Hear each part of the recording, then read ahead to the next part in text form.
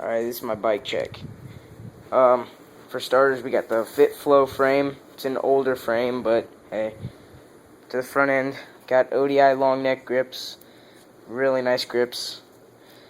Tektro brake lever with the clamp instead of the just slide it on. S&M Grand Slam bars in chrome. S&M Redneck XLT stem front load, pretty nice. Got my Odyssey integrated headset.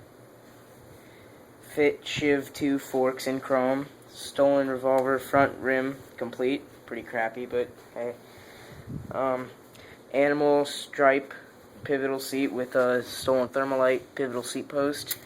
And I don't know what seat clamp that is, but Haro sprocket 25 tooth, KMC chain, Profile Racing cranks, stolen Thermalite pedals,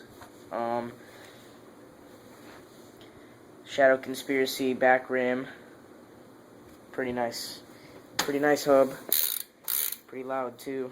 A regular straight linear brake cable. Demolition tires. Demolition Momentum tires. That's my bike check.